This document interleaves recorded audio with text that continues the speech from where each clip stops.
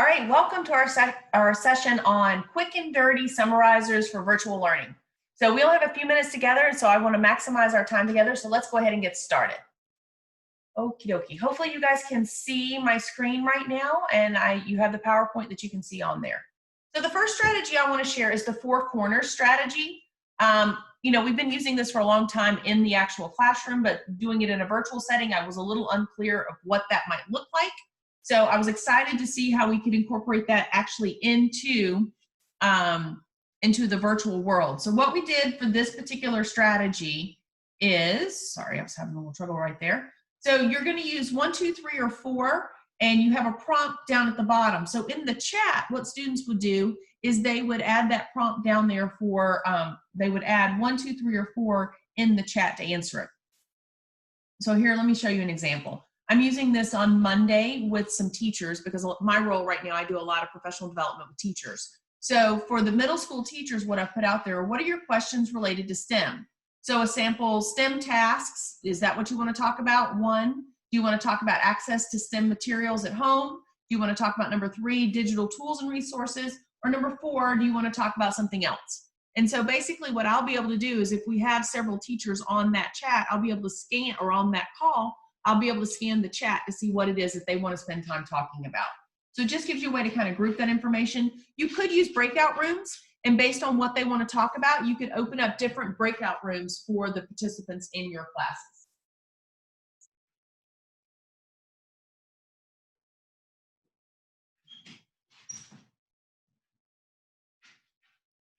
All righty. So our next strategy that we're going to look at is called Let's Chat. And I use this one again, I use it a lot in the classroom. Typically when we have done a lesson in class, or we have read a piece of text, or we watched a video, or we did something else interactive, we did a lab. Basically, I have them choose the 3 most important words or the 5 most important words. And I'm kind of a little flexible. I use words or phrases. And then what the students will do is they'll actually add those 3 words either on a sticky note if I was in class face-to-face, so they write 1 word or 1 phrase per sticky note. And then we actually group those into a data chart on the wall if we're face-to-face. If we're in the virtual environment, we're going to do that on their chat. So what they'll have to do in the chat is, instead of being really wordy or whatever, they have to think through what are the 3 most important topics, words, vocabulary, concepts, whatever, that we just learned about. And they'll put that in the chat for us to see. So if I was doing it from this morning, we watched Dr. Stephen Pruitt. He did his keynote address for us. I would say the 3 most important things that I got out of that were no invisibles, making sure that all of our students are heard every day. So I'd write no invisibles. Another one that I would do is the purpose behind it, like why we're doing what we're doing. And then the other one would be students. Make sure that we're keeping our students first and foremost in what we're doing. So those would be my 3 things that I would write down. And then as the teacher, if I saw that, I wouldn't say that I had written it down, but I'd seen that one of my students wrote that down, we could engage in conversation. What do you mean by students? And then that student or that adult, whomever's in your class, could actually elaborate on their 3 most important words and why they chose those. You could do it in the chat, you could do it in the discussion board, you could do it in a pear deck, however you want to do it in your classroom, you could use those and share with students. All right, the next strategy is one I giggle at because it makes me smile.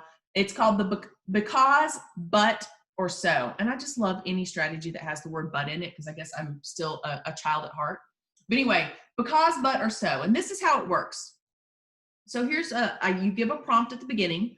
Recycling is important. And then the student has to respond because, but, and then so. So because recycling is important because it helps conserve resources and reduce waste, but it can be time consuming and costly.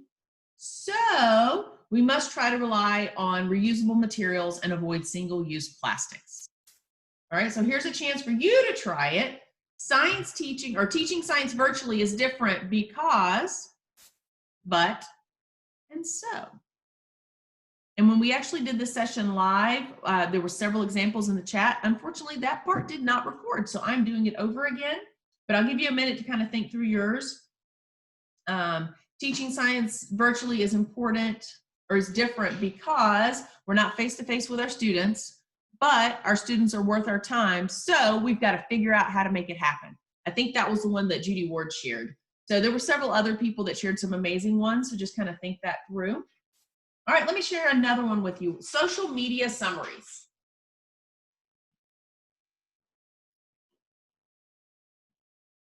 All right, so social media summaries are not a new thing. That's something that's been done and used for a long time. For example, doing a tweet that you would send to a famous person or something like that. And so you can always use the Twitter summary. That one's fun. Just remember that the length of characters, it used to be the 140 characters. It's now, I think, 240 or 260 characters, something like that. So the length of the text has, or the length of the tweet has changed. But for this one, you have to come up with a hashtag. So what is your hashtag that you would like to share about our lesson today? What was your takeaway? So again, Stephen's hashtag this morning in his session was hashtag no invisibles. So for this one, you know, at the end of the session, I challenged, when we did this live, I challenged everybody to come up with hashtags for the end of, for this session. What did you get out of it? So just think about that. Again, our goal when we're working with our kids, and we know this in the classroom, is that sometimes novelty or just asking them to do something in a different way is something that makes it more engaging for them. So anytime that we can integrate that novelty, that engagement, or the engagement factor in our classroom will be higher. With this one, especially when you're integrating a hashtag, it's kind of like, oh, wow, you want me to do a hashtag? And they may think we're nerdy and dorky because we're teachers and fine, whatever. But it is something different we're asking them to do. And the level of thought that they have to do to come up with a thoughtful, catchy, creative hashtag, it's a deeper level of thought than just writing down a string of words that may or may not be really connected or very creative. So think about how we can have them engage in a deeper thought or a higher depth of knowledge with what we're asking them to do. And this is one of the ways that we can do that. Another one, some students will love this and others will find this really challenging. And it's called the Post-it note visual summary. So at the end of the session or at the end of your class time, you have them draw a summary, a visual representation or multiple visual representations to illustrate what you learned about in class today. And what you try to do is you give them just one sticky note, and I'm sitting over here like doing all these hand motions that you can't see, but that's a whole nother thing. You give them one sticky note, and then at the end of the time, they take the sticky note and they hold it up to their camera on their computer or their device.